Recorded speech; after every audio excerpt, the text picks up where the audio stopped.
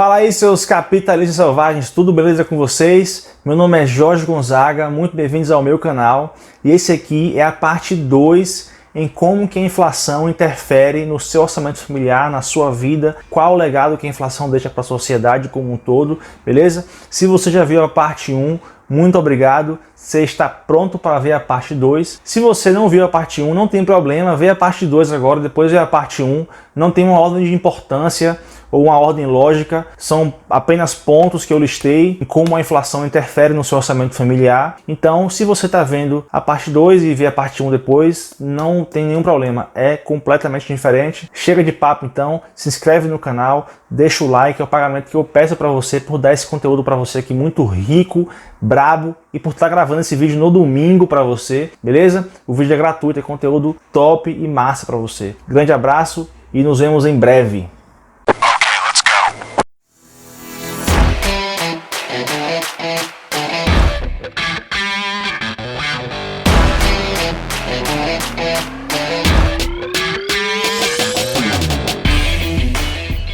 Fala aí, moçada, então, continuando os pontos que eu estava listando na parte 1, vou falar agora alguns outros pontos em como a inflação interfere no seu orçamento familiar na parte 2 desse vídeo. Quando a inflação vai acontecendo, ela vai mudando os preços do mercado de forma destoante. Às vezes mais aqui, menos aqui, às vezes mais aqui, menos lá. Isso vai mudando a informação e vai mudando os sinais que as pessoas têm para tomar a decisão. Às vezes o empresário que vende algum produto, que produz alguma coisa, ele já está completamente esgoelado nos custos dele, mas ele não consegue repassar esses custos para o preço final, para o consumidor final. Então ele está com a margem muito mais apertada. E muitas vezes isso significa que ele precisa cortar custos. E talvez, sabe onde pode ser que ele corte custos? Demitindo pessoas. Então, se você trabalha numa empresa, pode ser que o empresário, o dono daquela empresa, ele infelizmente tenha que demitir você, porque ele está com as margens super apertadas. Todos os custos deles aumentaram na proporção muito maior do que ele pode repassar aquilo para o consumidor final sem perder faturamento, sem perder venda, sem perder escalabilidade. Uma inflação alta pode talvez significar o seu desemprego. E aí já levam para um ponto seguinte dessa parte 2, de como a inflação interfere no seu planejamento, no seu orçamento familiar, na sua vida. É que, da mesma forma, se também você está desempregado, pelo mesmo motivo que o empresário tem para demitir uma pessoa por causa da inflação, também torna mais difícil para ele contratar pessoas, talvez pela inflação, porque, ora, se ele está demitindo, então também ele não tem como contratar. Então, se você está empregado, pode ser que você perca o emprego. E se você está desempregado, pode ser que fique mais difícil ainda para você conseguir um emprego. E além disso, o motivo também pelo qual ele não tem como contratar alguém, talvez por causa da inflação, é porque a inflação ele muda o preço, ele muda os sinais do mercado. Então, se o empresário ele não tem noção, isso vale não só para o empresário, para todas as pessoas, porque muda a nossa preferência temporal. Eu vou fazer até um vídeo sobre preferência temporal aqui nesse canal, porque é um conteúdo muito importante de economia e de escola austríaca. Mas ele muda a nossa preferência temporal. Se você não sabe o que vai acontecer no futuro, se você não sabe quais serão os preços das coisas no futuro, fica muito difícil você planejar no longo prazo. Você fica planejando só o dia seguinte, planejando só o curto prazo. Então, para o empresário fica muito difícil fazer investimento de longo prazo. Quando ele contrata você, é um investimento de médio e longo prazo, porque você precisa ser treinado, você vai passar alguns meses ali no trabalho sem gerar muita produtividade, porque você está aprendendo muita coisa, você ainda não tem um cacuete de como fazer. Então, no começo, você é um investimento, ou digamos assim, um prejuízo para o empresário, para depois começar a gerar alguma coisa. Só que fica difícil para ele fazer esse investimento se ele não sabe o que será do futuro, já que a inflação está mudando os sinais, os preços o tempo inteiro. Um exemplo de como a inflação muda a nossa preferência temporal, para quem é um pouco mais velho, eu não cheguei a viver isso, eu estava até vivo na época, mas eu era muito criancinha, então eu tinha 2, 3 anos de idade. Mas para quem nasceu na década de 80 para baixo, deve lembrar lá do período de superinflação no Brasil, na época de Sarney, remarcadoras de preços, que o preço das coisas aumentava todo dia, ou quase todo dia. Então você comprava uma coisa no início do mês, no final do mês estava super mais cara. Atenção para as ofertas de qualidade real. Margarina Doriana 500 gramas 42.900. Leite longa vida LG 1 litro 29.900. Coca-Cola ou Pepsi-Cola, 1 litro e 25 sem casco, 19,800. Bombons especialidades Nestlé, 400 gramas, 99. Papel higiênico Camélia com 4, 24,900. Real, o seu super de todos os dias.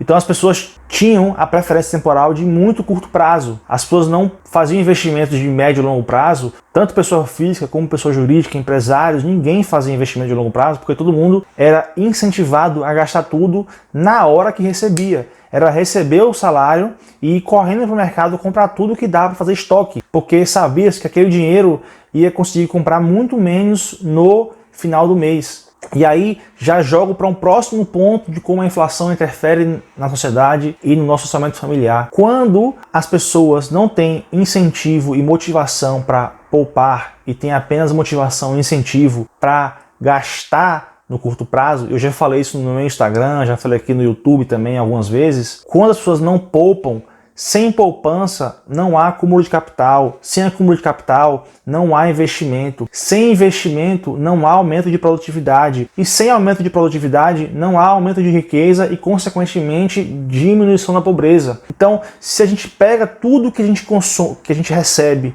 e usa para consumo de curto prazo, sem guardar nada para o médio e longo prazo, a gente vai permanecer naquela condição financeira estática, é dali para baixo, a gente não enriquece mais, a gente só permanece ali ou empobrece. Vou dar exemplos. Pense em coisas que tornam a nossa vida um pouco mais rica, um pouco mais fácil. Por exemplo, a geladeira que você consegue guardar alimentos e diminuir a frequência com que você tem que ir no mercado. Ou o celular que faz com que você seja mais eficiente na sua comunicação sem precisar ir para reunião em outro estado e pode fazer uma conferência pelo celular. Ou o computador que você consegue ter informação e notícias do mundo inteiro sem precisar comprar jornal e ir na rua, ou a máquina de lavar roupa que faz com que você ganhe mais tempo com sua família, ou ganhe mais tempo de eficiência para você conseguir trabalhar mais horas no dia e gerar mais resultados. Todas as coisas que eu falei aqui agora só existem, só conseguem ser produzidas porque existe um investimento intensivo de capital. Teve que haver alguma poupança para que houvesse um investimento, para que houvesse esse aumento de produtividade, que essas coisas fossem produzidas para a gente e que tornasse a nossa vida mais rica. Sem poupança não há aumento de riqueza.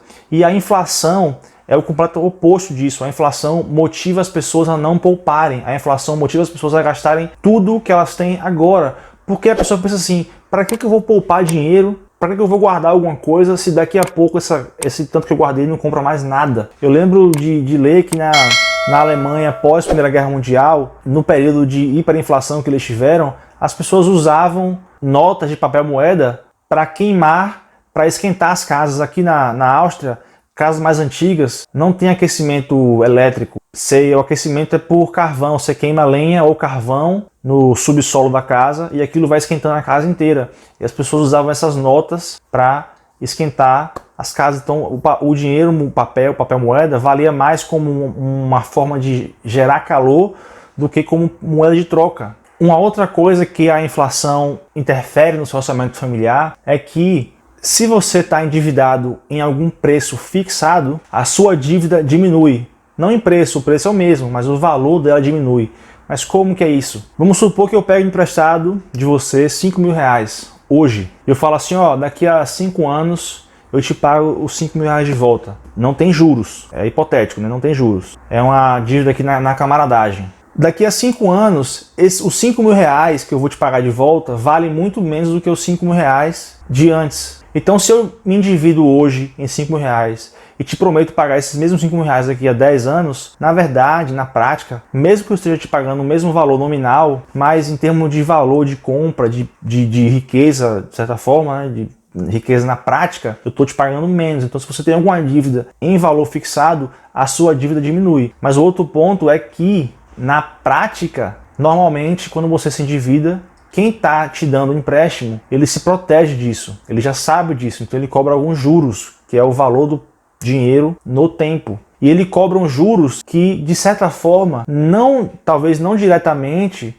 mas indiretamente, está indexado à inflação. Se a inflação aumenta, a sua dívida também passa a incorrer mais juros. não necessariamente vale que a sua dívida diminui. A sua dívida diminui caso o juro seja menor que a inflação ou caso não haja juros. Um outro ponto, já falando em relação ao empréstimo, em que a inflação interfere no orçamento familiar, é que quando a inflação está alta, o governo ele tende a tentar corrigir a inflação, sabe como? Ele aumenta a taxa básica de juros. No caso do Brasil, a taxa Selic. Eu já fiz alguns vídeos nesse canal aqui explicando como a Selic funciona, fiz um vídeo também sobre Quantitative Easing. Ambos os vídeos vão estar passando aqui no card agora e vão estar na descrição desse vídeo aqui também. Então você pode até entender melhor essa dinâmica da Selic e da inflação vendo esses vídeos. Quando a Selic aumenta, que é a taxa básica de juros, todas as outras taxas de juros do mercado tende a aumentar junto. Então, se você pretende fazer algum financiamento para comprar um automóvel,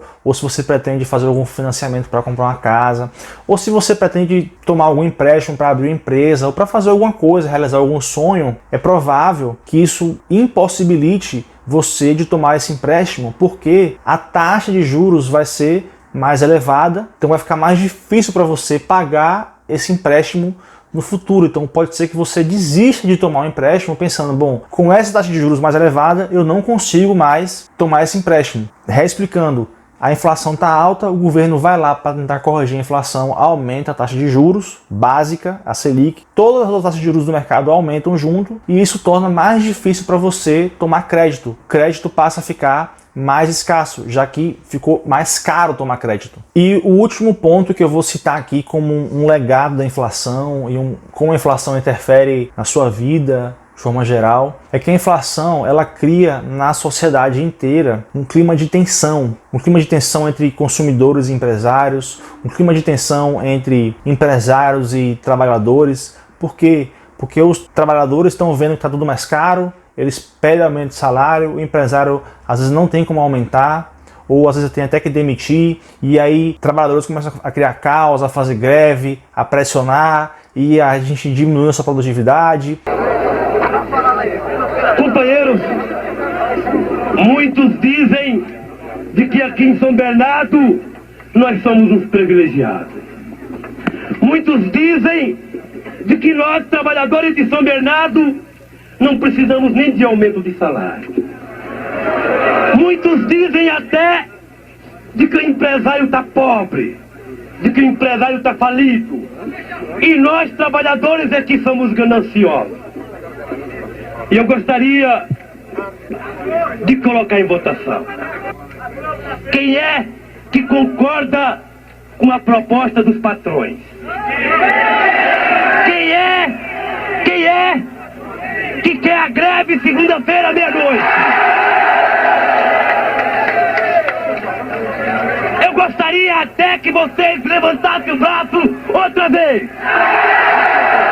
Ficassem com o braço levantado, que é para todo mundo ver o que os trabalhadores de São Bernardo e Diadema querem. Também tem uma tensão aumentada entre consumidores e empresários, porque já falei aqui nesse canal, a culpa da inflação não é dos empresários. As pessoas acham que é porque quem está remarcando o preço é o empresário, mas ele também é uma vítima da inflação que o governo gerou. Já expliquei aqui nesse canal diversas vezes que a culpa da inflação não é do empresário, é do governo. A gente não ataca a inflação achando que o empresário é o culpado. Mas aí cria-se uma tensão, o consumidor começa a ficar chateado com o empresário. Na época de hiperinflação no Brasil, tinha muita confusão no mercado, quebra-quebra. Sarney incentivava as pessoas físicas, os civis, a serem fiscais do Sarney, colocavam um adesivo no peito, dizia que era um fiscal do Sarney, e aí quando tinha uma profissão nos mercados chamado remarcador de preço, que era o cara que ia lá remarcar preço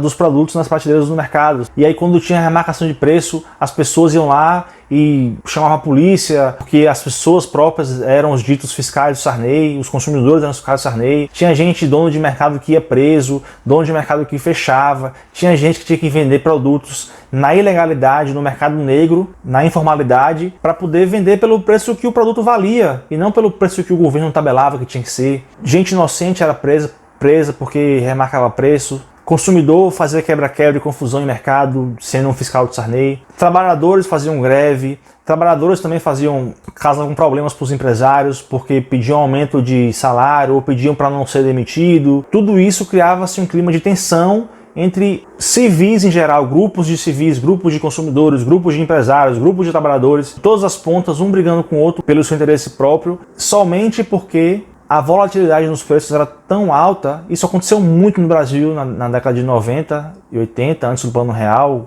na época de Sarney, né? Na época dos 1000 planos lá, Cruzeiro, Cruzado, Cruzeiro Novo, etc. E ao contrário do que deveria ser, que deveríamos ter um convívio harmonioso, como é o que acontece em economias mais estáveis, quando a economia está instável com a inflação, acontece esse tipo de problema, esse tipo de tensão entre vários grupos de pessoas com vários grupos de interesses diferentes, simplesmente porque a política monetária causou... Na apuração de denúncias, os telefones tocaram o dia inteiro. Os policiais circularam pelos supermercados como se fossem fregueses para pegar os remarcadores em flagrante. Foi o que aconteceu no supermercado Musamar. O gerente e 2 funcionários receberam ordem de prisão. Os senhores estão presos em flagrante delito, certo? Serão conduzidos à Polícia Federal, certo? E receberão inquérito policial, certo? Por desobediência ao decreto presidencial. No supermercado Real, um consumidor foi um fiscal e tanto. Eu fecho esse supermercado pelo roubo abusivo e extorsivo que está acontecendo com mais de 30 produtos. Vejam o caso dessas 2 maioneses. Vejam o caso do café. De 99 mil cruzeiros, estão cobrando 120, 130. Vejam o caso dessa fralda, que para 6 xixis paga 1000 cruzeiros a mais. Conquistamos o nome de José Sarney, o nosso presidente e o presidente da nova república. Está fechado em nome do povo. O novo presidente do Brasil. Várias pessoas denunciaram a remarcação de preços. Os agentes da Delegacia de Ordem Econômica apreenderam várias mercadorias remarcadas. A segurança no supermercado tentou impedir a entrada da nossa reportagem, mas os fregueses, revoltados, levaram a nossa equipe para dentro da loja para mostrar a remarcação.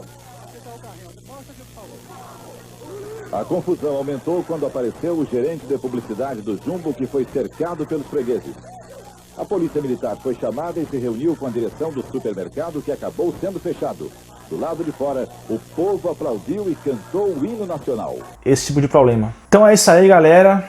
Esses foram os pontos aqui que eu listei, que eu resolvi explicar e mencionar em como que a inflação ela interfere na sua vida, interfere no orçamento familiar, interfere na sociedade, qual o legado da inflação. Espero que tenha gostado. Esses foram os pontos que eu achei mais relevantes, mais importantes. Se você acha que faltou algum, ou se você discorda de mim, ou se você acha que tem outros que também são importantes, deixa nos comentários aí. O intuito desse vídeo aqui é gerar conhecimento, então o seu comentário também pode ser muito valioso e pode gerar muito conhecimento para outras pessoas que vão chegar aqui e vão ler os comentários. Muito obrigado se você viu esse vídeo até o final. Muito obrigado mais ainda se você viu a parte 1 e está vendo a parte 2. Muito obrigado mais ainda se você é inscrito no canal e deixou um like aqui. Eu estou fazendo esse vídeo no domingo, então eu mereço o seu like, é conteúdo brabo para você, gratuito. Se você não é inscrito ainda, se inscreve no canal para acompanhar tudo que eu postar por aqui. Mais uma vez, muito obrigado por ver até o final. Se você não gostou desse vídeo, você